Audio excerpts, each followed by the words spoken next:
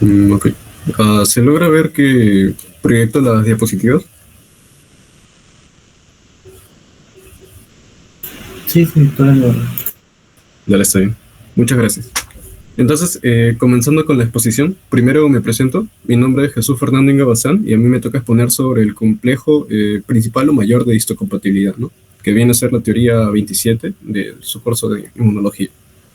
Entonces, siguiendo con el índice de esta exposición, primero vamos a tomar los objetivos, que vienen a ser tanto la introducción, el descubrimiento, cuáles son los genes de este complejo, la estructura y la función y la unión, ¿no? Que vienen a ser justo cada tema de sus diapositivas. Y bueno, comenzando con la introducción, primero tenemos lo que viene a ser el complejo principal o mayor de histocompatibilidad. ¿Pero qué es en sí? Vienen a ser un conjunto de genes ubicados en el brazo corto del cromosoma 6. ¿Pero qué van a hacer estos genes? Estos genes van a codificar proteínas que nos van a ayudar para hacer la presentación de antígenos a las células inmunitarias, por ejemplo, como los linfocitos, ¿no? Y en el caso de los humanos, este complejo principal de histocompatibilidad, voy a poner el puntero, mm, ya.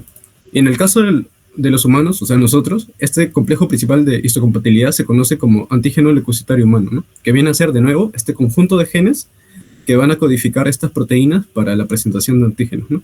Entonces, bueno, como dice la diapositiva, vienen a ser crucial para el sistema inmunitario, ya que presenta estos péptidos, y su estudio es fundamental, principalmente tanto para enfermedades autoinmunes, para trasplantes, y bueno, principalmente para trasplantes, ¿no? En esta sección. Entonces, les pusieron la parte de descubrimiento de este gen, y vamos a hacer hincapié en justo las dos imágenes que les pusieron, de Peter Gorer y Jan Dussault.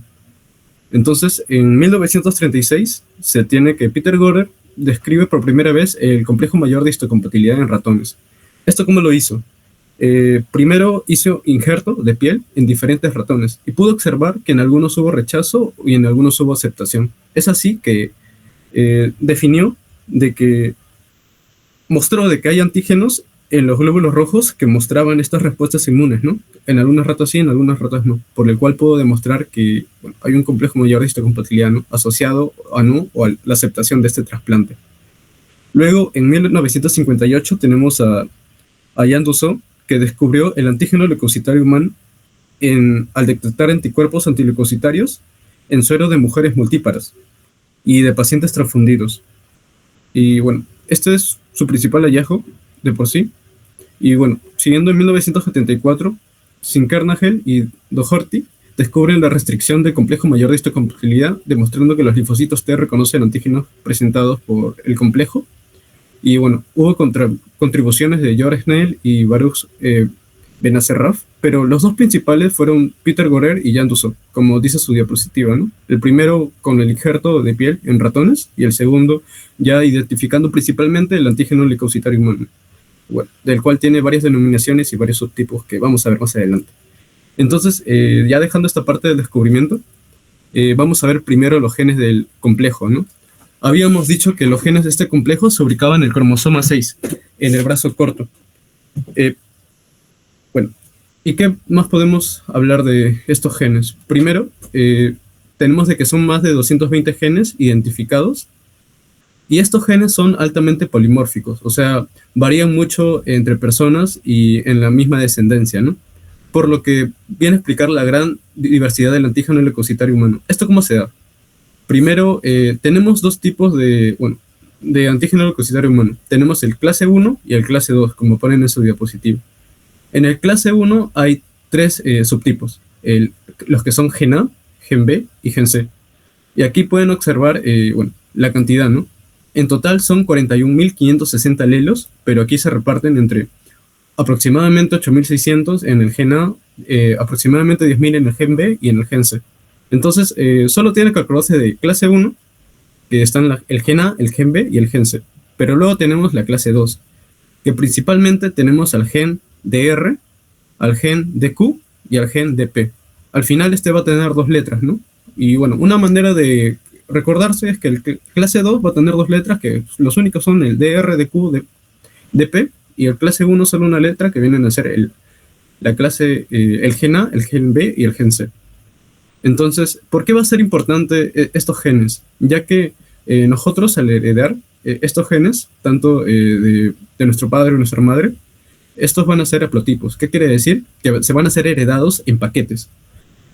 Esto quiere decir de que en estos paquetes se van a heredar estos genes en conjunto, ¿no? Aquí se puede observar que están heredando el gen A, el gen B, el gen C, el PQR, pero luego tenemos otro haplotipo que puede ser, por ejemplo, de la madre, el primero del padre, que vienen a ser este tipo de genes. ¿Y esto por qué va a ser importante?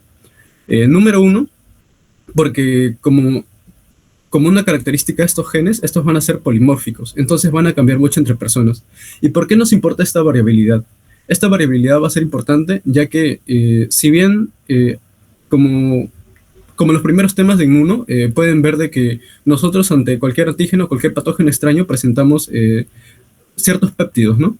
O ciertas partes del antígeno. Pero estos péptidos no van a ser la misma presentación para todas las personas. Entonces, según la variabilidad que tenemos por la diversidad y polimorfismo, nosotros vamos a presentar diferentes partes de péptidos de diferentes antígenos. Y esto ayuda principalmente a lo que viene a ser la evolución y podríamos decir que siempre vamos a tener una presentación de estos péptidos para cualquier tipo de bacteria o virus que se presente, ¿no? Entonces, acá tenemos un ejemplo.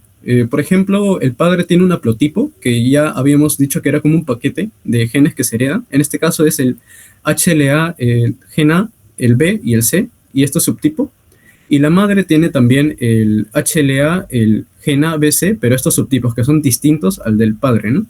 Y como habíamos dicho, este se porta de manera codominante, por el cual se van a expresar tanto el de la madre y el del padre. Entonces, el hijo heredará cada uno, ¿no? Por ejemplo, el HLA gen A 01 y el 03, el HLA-B 0807 y el HLA-C 07 y 06. Entonces, esto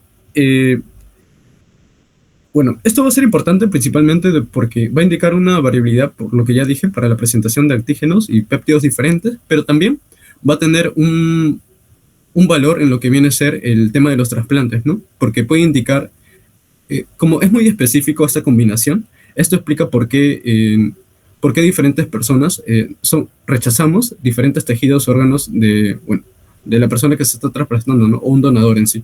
Por el cual, esta es la base o la explicación por el cual podríamos explicar por qué hay una aceptación o por qué hay un rechace ante cualquier trasplante, ¿no? Porque si pueden ver es muy específico. Si bien el beneficio es la defensa ante diferentes tipos de péptidos que se pueden presentar, podríamos decir de que un aspecto negativo es que esta es la explicación de por qué se rechaza principalmente diferentes tejidos órganos, ¿no? Entonces, lo que les puedo preguntar de este diapositivo es qué genes se presentan en el clase 1 y clase 2 y cuál es su característica, ¿no? Que se heredan por haplotipos, que son codominantes, son polimórficos y que solo se han encontrado 220 genes, pero a pesar de eso, es tanta el polimorfismo y la variabilidad que se encuentran hasta ahora diferentes tipos, hasta 41.560 alelos, ¿no? De este antígeno leucocitario humano. Esto es principalmente lo que tienen que saber de los genes. Y ahora pasando por la estructura, primero aquí tenemos este complejo de mayor histocompatibilidad, que repitiendo, se encontraba en el cromosoma 6, y acá tenemos el clase 1 y el clase 2. Entonces, el clase 1, ¿dónde se va a presentar? Principalmente en todas las células nucleadas, en las plaquetas. Y el clase 2, ¿dónde se va a presentar? Este es más específico. Se va a presentar en las células dendríticas, linfocito B, macrófago y células epiteliales tímicas, ¿ya? Pero ¿por qué es importante? Porque, la diferencia radica principalmente de que acá hay una cadena alfa, como se puede ver en la imagen, en la clase 1, y hay una pequeña cadena beta, que es microglobulina, denominada, ¿no? Microglobulina B2. Pero, ¿en qué radica su importancia? Primero, esta cadena alfa tiene una porción que viene a ser dentro de la membrana y la mayoría de su porción va a estar en la parte extracelular, ¿no? Y mediante enlaces no covalentes se van a unir ante esta microglobulina B2.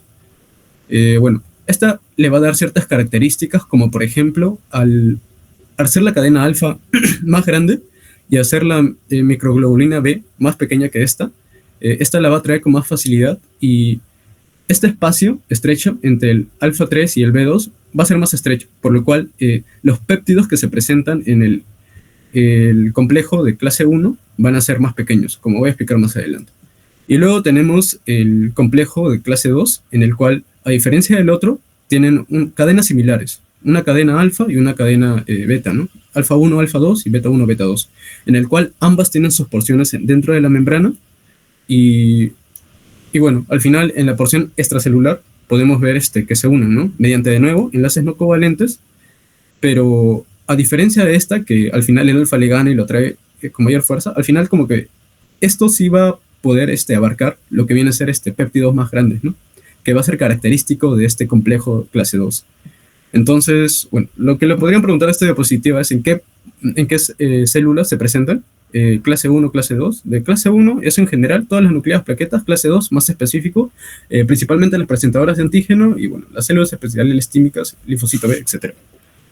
Y bueno, ya, una diferencia crucial es que el complejo mayor de histocompatibilidad clase 1 presenta los antígenos al linfocito T CD8 y el complejo de histocompatibilidad clase 2 va a presentar los antígenos al linfocito T CD4. ¿Cómo se pueden acordar? Que el clase 1, que es el más pequeño, va a presentar al linfocito T, bueno, al CD8, ¿no? Que tiene el valor más grande. Y bueno, a diferencia de esta, el clase 2 va a presentar a lo que viene a ser el antígeno al CD4. Y bueno, esto es importante porque, como ya habíamos dicho, entender esto de función va a diferenciar entre lo propio y lo ajeno, y va a ser importante porque de ahí radica también las enfermedades autoinmunes, ¿no? Entonces, como pueden ver en la imagen de abajo, podemos observar, esta es la proteína formada por el gen, o sea, el antígeno leucocitario humano, en el cual este es el que está presentando, ¿no? Lo que pueden ver en círculo rosado es el antígeno que se está presentando, y esta célula de acá viene a ser el linfocito T, ya sea CD8 o CD4, ¿no? Entonces, siguiendo como parte de la exposición, bueno, vamos a hablar del antígeno peptídico, ¿no? Que también colocan en su diapositiva. Y bueno, aquí podemos ver un linfocito T, y aquí podemos ver bueno, acá podemos ver un linfocito T, ¿no? Que va a aceptar principalmente antígenos peptídicos de cadena corta, como ya había mencionado, por la estructura, en el cual esta cadena beta 2 microglobulina está más cerca de esta cadena alfa, por lo cual solo acepta una cadena corta de 8 a 11 aminoácidos, ¿no? Y bueno, como pueden ver la imagen, se está señalando lo que viene a ser este mismo antígeno, que es similar, igual a la imagen anterior. Y bueno, un antígeno, por si lo olvidaron, se refiere a cualquier patógeno o fragmento de ya sea una membrana, una capa, etcétera, de diversa naturaleza, ¿no? Que se puede presentar para tener una respuesta del sistema inmunológico. Y bueno, aquí es diferente. A diferencia del linfocito T, acá tenemos unas proteínas de cadena larga y bueno, de diferente naturaleza puede ser el antígeno aquí, pero aquí, en los linfocitos T, va a ser un agente peptídico principalmente de cadena corta. Bueno, y entonces, como parte también de la función del complejo, ya vamos a explicar con mayor profundidad lo que viene a ser la vía de la clase 1, que ya habíamos dicho que presenta el antígeno al linfocito TSD8. Entonces, un poco recordando lo que ya les enseñaron, el linfocito TSD8 lo que va a hacer es atacar a la propia célula, ya sea que el contenido patógeno que tiene está de manera intracelular, ¿no? Principalmente, ¿quiénes son intracelulares? Los virus. Son obligados intracelulares, o algunas bacterias, por ejemplo, que se pueden estar dentro de los fagosomas. Entonces, bueno, este linfocito TSD8 va a secretar perforinas y granzimas para destruir la propia célula e ingresar, ¿no? Como se puede observar acá. Pero yéndonos de manera ordenada, bueno, primero lo que va a pasar es una degradación. Por ejemplo, acá hay un virus, ¿no? Un virus está cumpliendo su función, está yendo al ADN, pero el virus va a ser degradado por proteínas en el citosol. ¿Y cuál es la proteína que degrada este virus? Va a ser el protosoma. El protosoma, recuerden que es un complejo enzimático, el cual lo va a destruir, ¿no? Entonces, este virus que está aquí va a ser, va a ser destruido y va a estar en péptidos, en este caso. Y estos péptidos, como pueden ver aquí, se van a dirigir a lo que viene a ser al retículo endoplasmático, ¿no? Y en el mismo retículo endoplasmático lo que va a pasar es que va a haber un ensamblaje con el mismo péptido que es del virus y con el mismo complejo de histocompatibilidad clase 1. en el cual va a ser exteriorizada hasta, bueno, hasta la membrana y el espacio extracelular para, en este caso, presentarlo con el mismo linfocito que le corresponde, ¿no? Que era el linfocito TSD8. Y con los mecanismos que ya les mencioné, estos van a secretar tanto perforinas y granzimas que van a destruir esta misma célula y van a destruir el contenido que está dentro, ¿no? Para destruir por completo tanto el virus obligado intracelular o algunos tipos de bacterias, ¿no? Que no son todas en general. Y bueno, eh, yendo con la yendo con la vía 2 o el complejo de clase 2, habíamos dicho que se le presentaba el antígeno, lo que viene a ser al linfocito CD4. Entonces, a diferencia del clase 1, en este caso el antígeno no va a estar de manera extracelular como era acá, como era un virus obligado intracelular, sino este va a estar en el espacio extracelular. ¿Pero qué va a hacer la célula aquí? Lo que va a hacer es que del espacio extracelular, como pueden observar acá, va a haber una captación. Entonces, al haber una captación de este antígeno proteico, luego de eso van a haber una degradación del antígeno, ¿no? Entonces, dentro de en la vesícula, como pueden observar aquí, va a haber una digestión proteolítica en las mismas vesículas, por el cual de nuevo se van a partir en péptidos. Entonces, estos péptidos al final se van a unir de nuevo al complejo de mayor histocompatibilidad, pero en este caso clase 2, en la misma vesícula. Y esta misma vesícula se va a llegar a exteriorizar, bueno, ya unido el complejo con el antígeno, hasta llegar con el linfocito CD4 y este se lo presenta. Entonces, ante esta presentación, el linfocito TSD4 va a hacer sus efectos que ya no son tan, que son más indirectos, a diferencia que el linfocito TSD8, como ya sabrán, y en este caso aplica lo que viene a ser su función, ¿no? Y bueno, de por sí, estas vías, de vía clase 1, vía clase 2, están separadas paso por paso en lo que viene a ser su diapositiva, pero bueno, esto es un recorte del mismo ABAS en el cual explica cada proceso y como pueden observar acá también explica. Y bueno, aparte de eso, ya, sería todo por la exposición. No sé si habría otra pregunta, ¿no? No sé, podría ser respondido.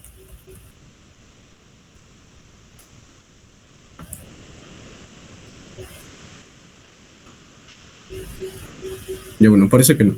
Entonces, gracias chicos. Buenas noches. Y va a haber otra exposición, así que quédense por favor. Gracias.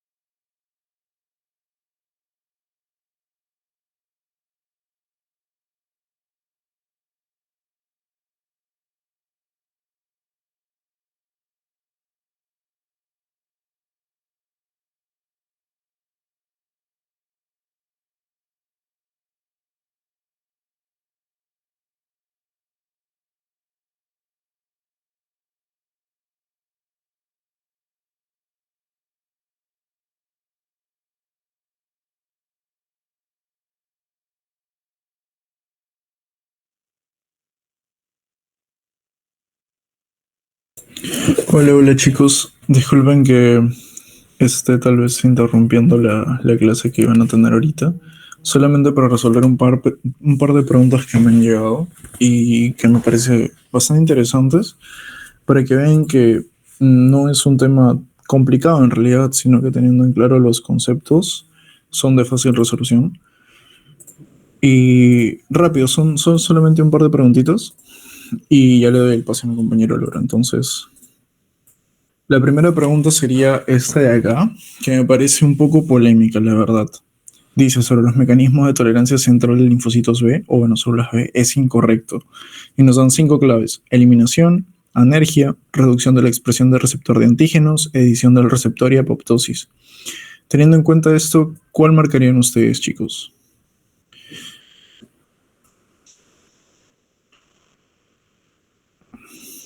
Teniendo en cuenta esas claves que nos están dando. ¿Alguien se decanta por alguna? Vamos a dar unos 30 segundos y pasamos con la explicación.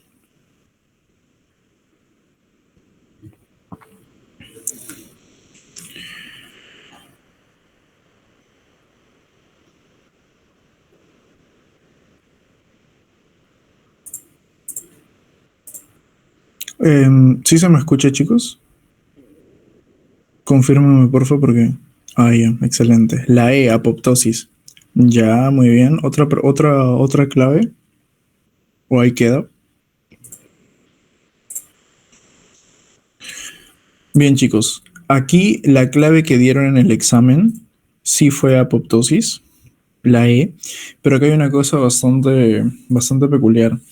Y es que, pues según lo que hemos visto en la clase, que está directamente sacado tanto de las diapositivas de ustedes como de Lavas, porque la diapositiva que les han dado en clase es de Lavas, o sea, todo es sacado de ahí. Todas las respuestas serían correctas, ¿no? Es decir, no habría respuesta incorrecta aquí. ¿Por qué? Porque hemos repasado que en la tolerancia central del linfocito B existen 3 mecanismos principales que van a intervenir. El primero sería la edición del receptor, ¿no? Que ya hemos visto que existe una reactivación de los genes RAG1 y RAG2, reordenamiento de las cadenas variables y las joint, y expresión de una nueva cadena ligera, en este caso. Entonces, esta edición del receptor está aquí, por lo tanto no sería incorrecta. Bien. Luego pasemos a la energía.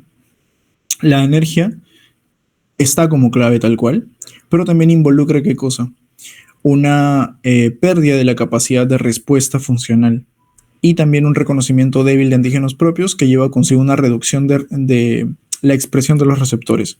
Entonces, B y C también se irían porque son correctos. Nos quedarían A, eliminación, y E, apoptosis. Pero básicamente, si nos damos cuenta, nos está hablando del mismo mecanismo.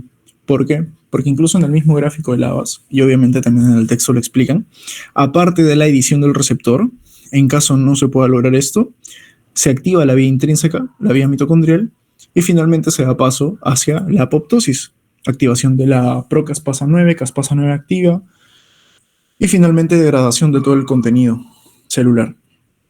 Con lo cual esta pregunta sería, o sea, como les digo, la clave aquí fue E, pero tranquilamente sería reclamable por falta de clave, ¿no? Porque tanto A como E sí serían respuestas correctas, teniendo como base, pues, el libro principal que se utilizan para las clases, que es el Lavas, y también la misma diapositiva, que dicho sea de paso, está basada en el Lavas, ¿no? Entonces, aquí la clave que dieron fue apoptosis, pero se podría reclamar incluso, ¿no?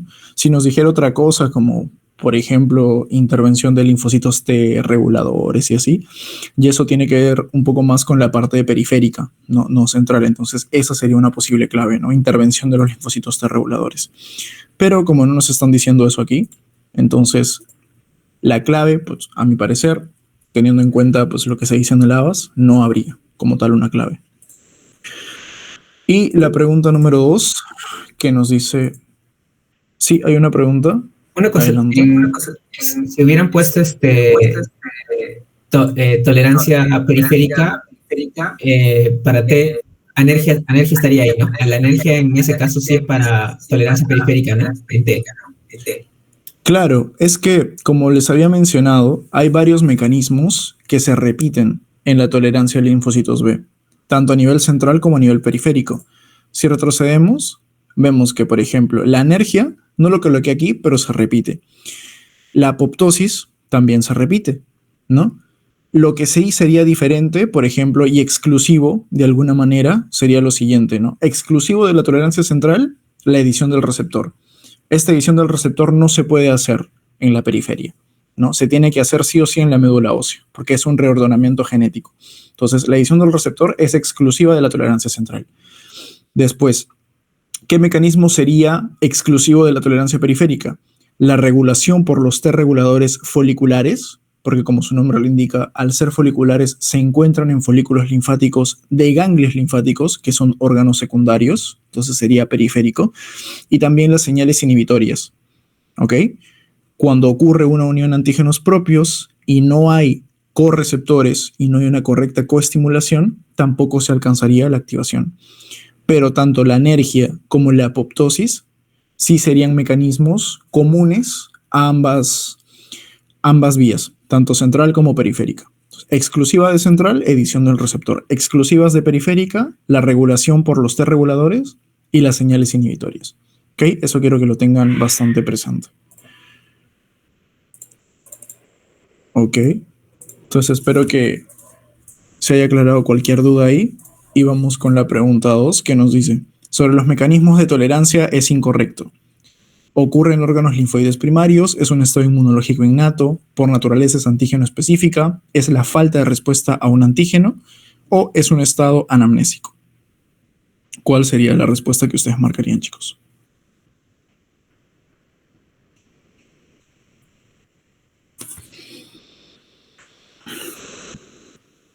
Ok, nos dicen B. ¿Alguna otra clave? B, B, B. Ok, creo que todos la tienen clara aquí, ¿no? Entonces, sería la B, precisamente. ¿Y cuál sería la resolución? Pues todo lo que se ha mencionado en clase, ¿no? ¿Ocurre en órganos linfoides primarios? Sí, lo dijimos desde un inicio, que ocurría, bueno, a nivel central, sobre todo, ¿no? ¿Puede ocurrir a nivel periférico? Sí, pero ocurre en órganos linfoides primarios. No nos dice ocurre exclusivamente, ¿no? Recuerden que la facultad es bastante exquisita con esos términos. Solo, nunca, siempre, exclusivamente. Entonces, si dijera ocurre exclusivamente en órganos linfoides primarios, tal vez se podría decir que sería incorrecto, ¿no? Porque también está la tolerancia periférica. Pero como nos dice que ocurre en órganos linfoides primarios, pues es correcto, ¿no? En médula ósea y en timo. Después, por naturaleza es antígeno específica, sí, se señaló aquí, es específica del antígeno, a diferencia de la inmunosupresión que es inespecífica. Luego, ¿es la falta de respuesta a un antígeno? Sí, precisamente está en la definición. Falta de respuesta a un antígeno inducida por exposición a ese mismo antígeno, desarrollando tolerancia. Y finalmente, ¿es un estado anamnésico? Pues sí, por la capacidad específica de las células, que tienen pues memoria, entre otras cosas, y que consecutivamente se va a poder desarrollar esta tolerancia y ante repetidas exposiciones, es decir, mientras más yo exponga a un organismo con un antígeno, consecuentemente se va a tolerar más ese antígeno al cual yo estoy exponiendo al paciente, ¿no? Entonces sí es un estado anamnésico. ¿Y es un estado inmunológico innato? No, eso sí podríamos decir que no, porque si nos damos cuenta, todas las células involucradas aquí son de la inmunidad adaptativa. Linfocitos B, linfocitos T, tal vez las únicas células innatas serían las células presentadoras de antígenos, ¿no? Pero ni eso, porque en este caso están cumpliendo su función de presentación de antígeno profesional a células específicas, adaptativas, y todo tiene que ver con inmunidad, ya sea celular o humoral. Por lo tanto, esa sería la clave incorrecta, no es un estado inmunológico innato. Entonces, solamente eso era lo que les quería traer, chicos, rápidamente, para no quitarle más tiempo a mi compañero. Igual, cualquier cosita, cualquier duda que tengan respecto al tema, ya en estas horas que quedan antes de su examen, creo que espero que sea en la tarde. Si es en la tarde, igual en la mañana van a poder repasar un poco más. Si es en la mañana, pues ya tendrían solamente la madrugada, ¿no? Pero bueno, igual, si es que tienen alguna duda, chicos, pueden hacérmela llegar a través de su delegado o al correo que están viendo ahí, ya como ustedes prefieran. Y bueno, ya le doy paso a mi compañero para que continúe con el tema final, me parece, ya de este repaso. Éxitos, chicos. Muchos éxitos y ya nos estamos viendo. Chao, chao.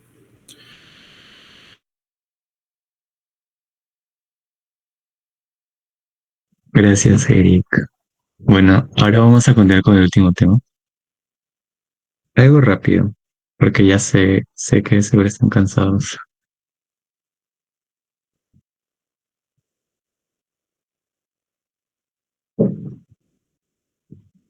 Ya, bueno, ahora vamos a continuar con el tema de inmunidad de la piel y mucosas.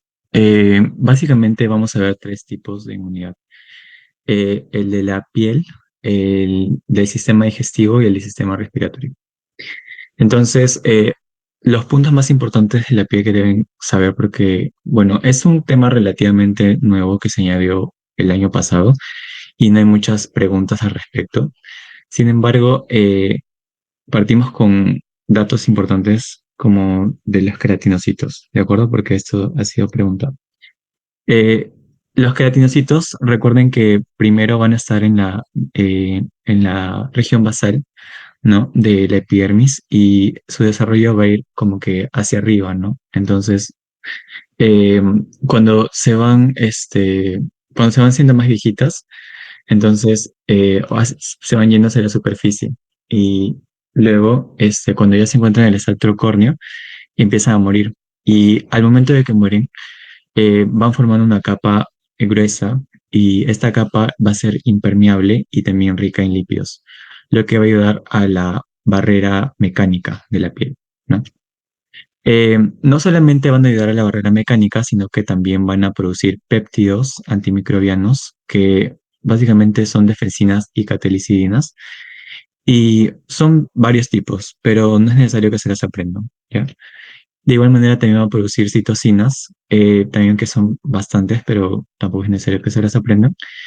Y también van a producir el factor estimulante de colonias de granulocitos y macrófagos. Entonces, este factor va a ser importante porque va a ayudar a la activación y la diferenciación de las células dendríticas que se encuentran en la epidermis.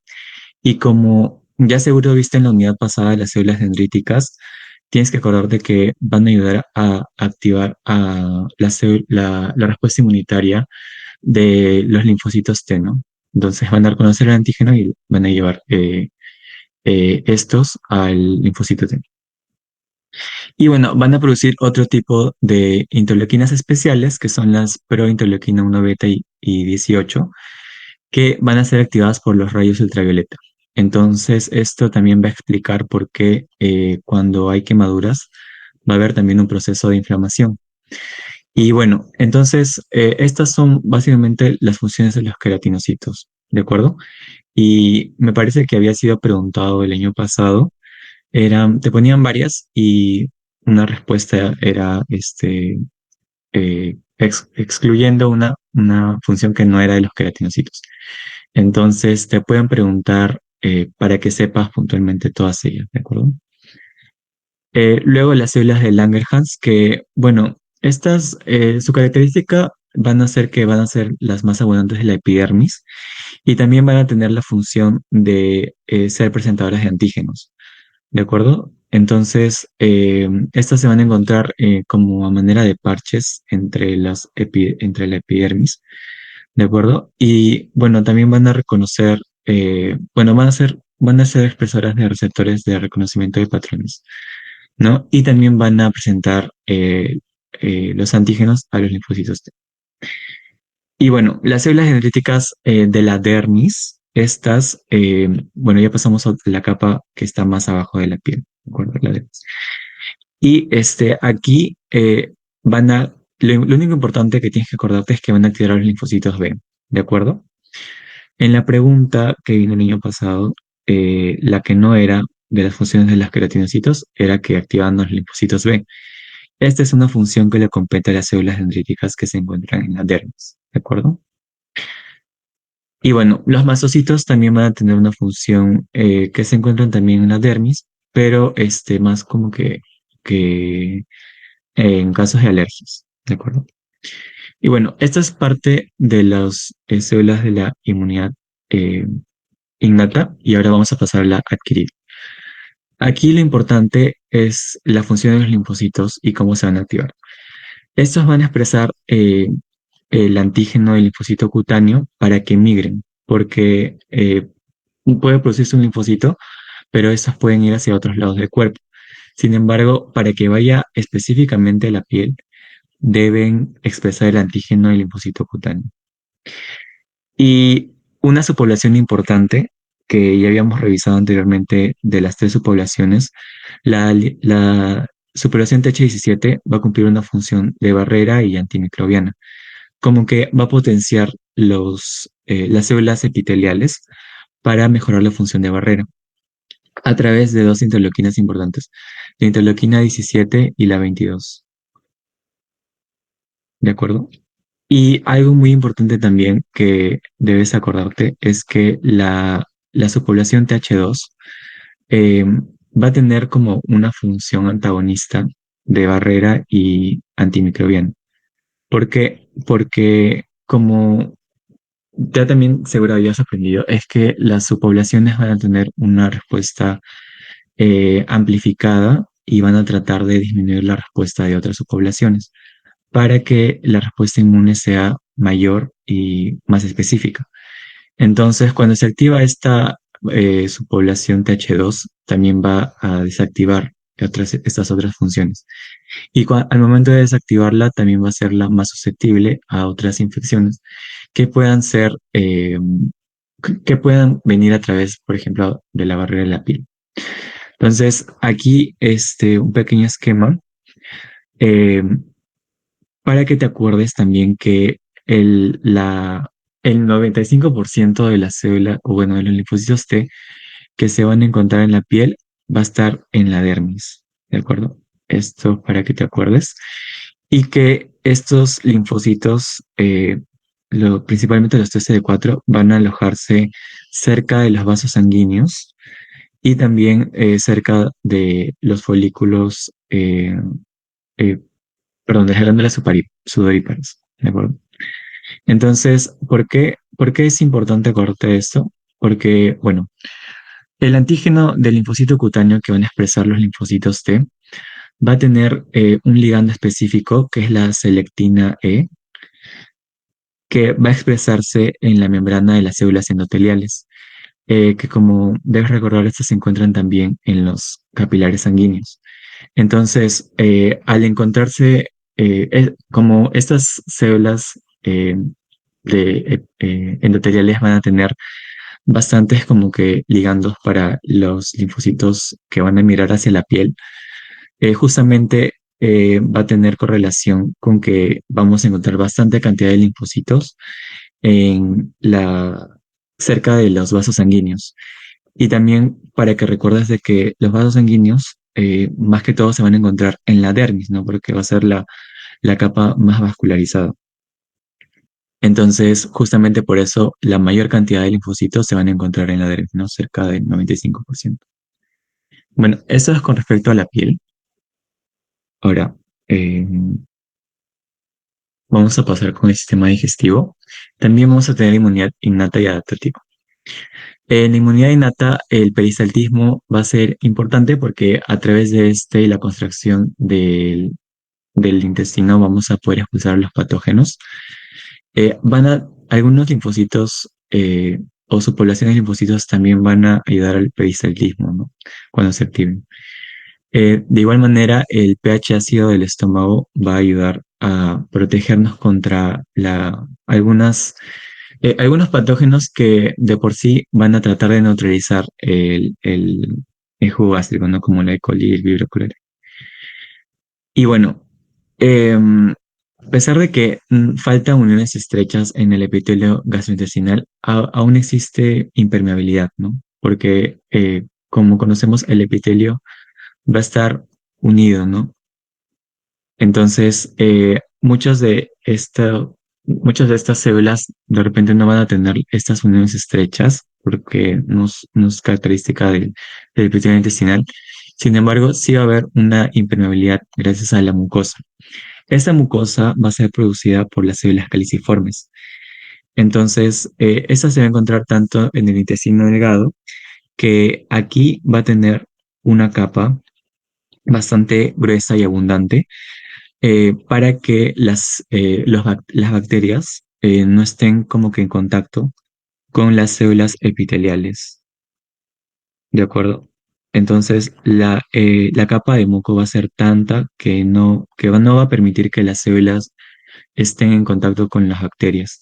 Sin embargo, algunos cilios que pueden variar en tamaño sí pueden estar en contacto con esas bacterias. Ahora, la diferencia con el intestino grueso es que en el intestino grueso va a tener dos capas de mucosa. Eh, una en la que sí va a estar más como que en contacto con las bacterias, pero la que está más abajo no tanto. De igual manera, eh, bueno, algunas producciones de moco van a actuar como señuelo porque estas también van a expresar algunos receptores para que que algunas bacterias van a tratar de buscar en el organismo de la persona, pero como este moco también lo tiene, entonces como que las van a atrapar. Y es por ello que ya no van a llegar al epitelio. Y bueno, también algo curioso es que cuando se activa la respuesta inmune, pueden haber algunos cambios en la mucosa y se puede potenciar. Pueden haber cambios en la glucosiltransferasa, que esto va a hacer que la acción del moco sea mayor, se produzca más, sea más eficiente. ¿De acuerdo? Y bueno, las células de Panet también van a ser células que se van a encontrar en el fondo de las criptas y principalmente van a producir las defensinas. Em, Estas pueden ser variables. Hay defensina humana 5 y 6. Esas son las más importantes.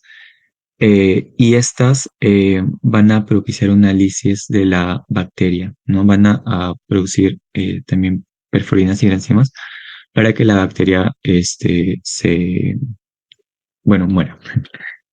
Y bueno, y también el microbioma o la microbiota intestinal, que es una característica muy importante del sistema digestivo, porque hay bacterias que colonizan el sistema digestivo, sobre todo van a encontrarse en el intestino grueso o el colon, pero estas no van a ser patógenas y nuestro sistema digestivo va a tolerarlas.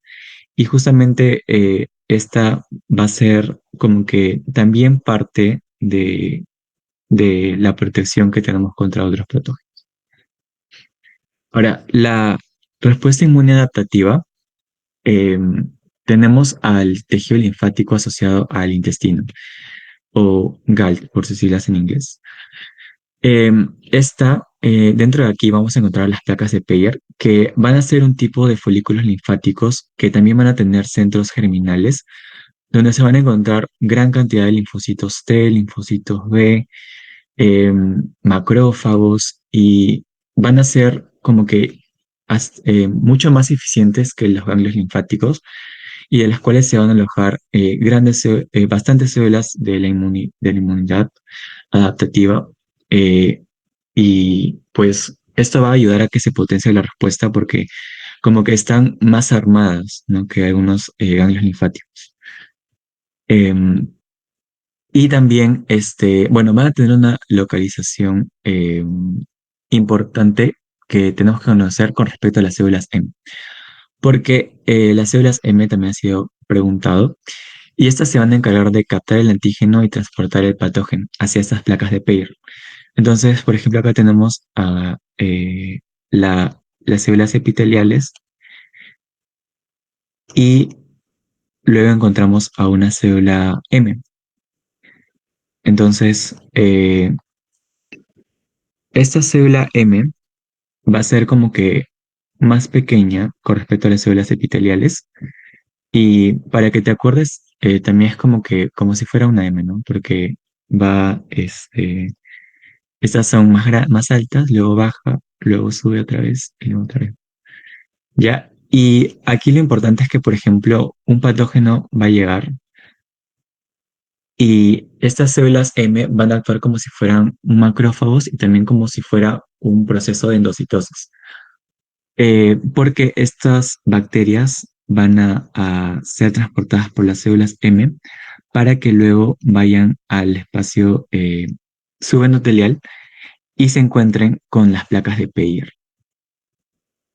Y como te mencioné, estos van a encontrarse bastante colonizados por linfocitos de varios tipos para que empiece la respuesta inmune. Hay algo muy importante que mencionar es que en estas regiones donde se encuentran las células M, no vamos a encontrar muchas células caliciformes ni células de Panet, eh, justamente porque como estas células van a ayudar a alejar a los patógenos, a que no se encuentren en contacto con las células epiteliales, eh, es importante no tenerlas porque si es que no las tenemos, entonces la bacteria va a estar como que en mayor contacto con la célula M, ¿de acuerdo? Entonces, esto va a ayudar a que se propicie la respuesta por parte de la célula M y se ayude a transportarla al patógeno o al antígeno hacia la placa de Peyer.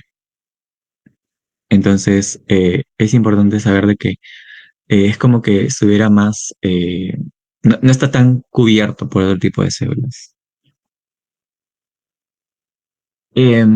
Bueno, como dije, estas van a alojar a distintos tipos de células. Y bueno, otro mecanismo importante que debes acordarte es de la inmunoglobulina A. Esta va a ser la más abundante que vamos a encontrar en el sistema digestivo. Y estas van a ser transportadas por estas moléculas, las poli-Ig, a través de transitosis por las células epiteliales hacia la luz intestinal para que actúen. Las IgA van a poder heredarse también al momento de la lactancia materna. Por eso es bastante común escuchar de que se propicie la lactancia materna exclusiva en los niños recién nacidos, porque va a tener bastante cantidad de inmunoglobulina A.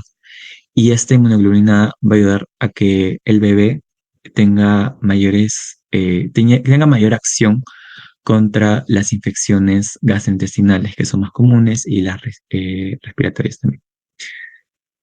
Em, bueno, la IgA propiamente va a unirse a los microbios y va a ayudar a que estas microbios y las toxinas que puedan producir no se unan a las células que tenemos, ¿no?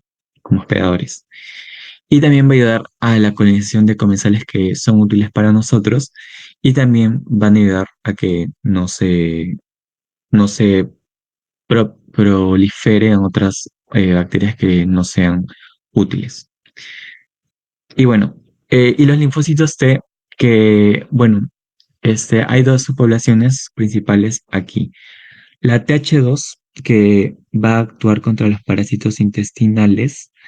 Esos parásitos intestinales, como son grandes, no van a poder ser fagocitados. Entonces, como mencioné, esos también van a ayudar a propiciar un tipo de peristaltismo a través de algunas citocinas como la interleuquina 4 para que haya mayor peristaltismo y estos parásitos intestinales extracelulares sean expulsados, ¿de acuerdo?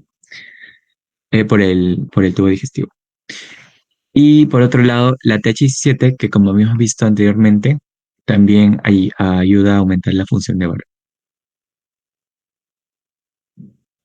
Y por último, la inmunidad del sistema respiratorio. Bueno, creo que sí lo mencioné, pero aún así hago hincapié de que esta había también sido una pregunta en el examen pasado, que las células, ¿cuál es la función de las células M? Y me parece de que también era para saber, como que varias funciones, o creo que solamente era una y las demás no correspondían. ¿De acuerdo? Entonces, para que lo tengas en cuenta y lo puedas repasar junto con la función de los queratinocitos. Y bueno, por último, la inmunidad del sistema respiratorio. También tenemos la inmunidad innata, eh, que bueno, el sistema respiratorio se va a diferenciar del digestivo en que no va a tener como tal una microbiota propia y no va a tener la gran cantidad de moco que va a tener el tubo digestivo. Sin embargo, sí la va a tener. Eh, y además de que la mucosa respiratoria está más expuesta a lo que son las partículas del ambiente, del tabaco, la contaminación ambiental. Entonces, es más susceptible y puede a los daños, ¿no? Entonces, el moco y los hilos respiratorios justamente van a hacer una barrera mecánica que va a ayudar a que todas estas partículas no sean tan dañinas directamente, ¿no? El surfactante, que va a ser una sustancia que se va a secretar, va a tener diferentes tipos de componentes proteicos y principalmente va a ayudar a neutralizar virus y eliminar microbios. Em, la, la, tipo, la de tipo A y la de tipo D hay, tienen como que dos funciones que, bueno, de igual manera neutralizan virus y eliminan microbios, pero también van a inhibir algunas señales de los Toll-like receptor 2 y los 4. Entonces, cuando hay una infección muy fuerte y estas se activan en una gran cantidad, puede ser algo un tanto contraproducente porque van a inhibir estas señales que también son importantes, ¿de acuerdo? Y la de, acuérdate que también va a ayudar a neutralizar los microorganismos gram negativos. Bueno, los macrófagos alveolares, estos se van a encontrar en gran cantidad este, en, en el tejido pulmonar, como tipo en el espacio. Y bueno, van a expresar algunas citocinas y van a inhibir la respuesta de linfocitos T y la presentación de antígeno, porque esta es más como que de la inmunidad innata.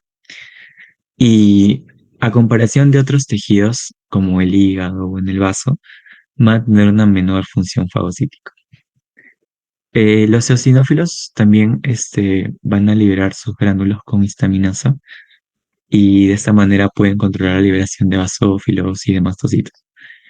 Y por último, los natural killer, que también van a tener una función de, de la lisis de algunas bacterias a través de la producción de perforinas y granzimas. Y bueno, en la inmunidad adaptativa tenemos a los factores humorales, la IgG y la IgA. Eh, Aquí, por ejemplo, tenemos diferentes tipos de funciones que pueden cumplir clases de IgG. La IgG1 fija el complemento, recuerda que es una de las proteínas que va a ayudar a que también se fije. La IgG2 va a actuar contra el Streptococcus pneumoniae y Haemophilus, contra la influencia y la neumonía, ¿no? Entonces, por si viene como que un casito, también para que lo recuerdes. Y la IgG4 contra enfermedades alérgicas, como asma, rinitis alérgica. Bueno, la IgA también va a tener su función en el sistema respiratorio. Se va a activar en las amígdalas, los adenoides nasofaringios y los ganglios linfáticos. Básicamente en placas o en órganos linfoides. También van a neutralizar los microbios y toxinas que se encuentran en la luz del tubo respiratorio y generalmente van a hacer su recambio en 6 horas. Entonces son bastante rápidos. Algunos factores celulares, como por ejemplo el linfocitos T, ¿no? Por ejemplo, estas van a encontrarse alojadas en los ganglios linfáticos de los bronquios y mediastínicos. Y la TH1 recuerda que va a actuar contra los microbios intracelulares como infecciones virales. Recuerda que la mayor parte de las infecciones en el sistema respiratorio van a ser virales. Entonces, esta respuesta de TH1 va a ser la más común. Y la TH2 en respuestas alérgicas, ¿no? Por ejemplo, va a activar a los eosinófilos a través de la interleuquina 5 para su degranulación y activación de los mastocitos, en el caso, por ejemplo, del asma. Y los linfocitos B también van a encontrarse en los bronquios. Y bueno, eso sería todo, chicos. Como dije, es un tema relativamente nuevo. Eh, Básicamente, eso es un tema bastante corto también. Y bueno, como mencioné, habían dos funciones importantes que deben recordarse, del queratinocito y de las células. Y bueno, eso sería todo. Eh, Espero que tengan un buen examen mañana. Muchos éxitos. Y bueno, si tienen alguna duda, pueden hacerla ahora o de repente más tarde. Ahí vamos a estar súper atentos para responder sus dudas que de repente pueden incrementar en número a medida que estén más cerca del examen. Entonces, bueno, eso creo que sería todo.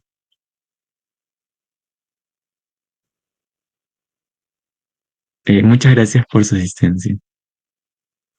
Sería mañana.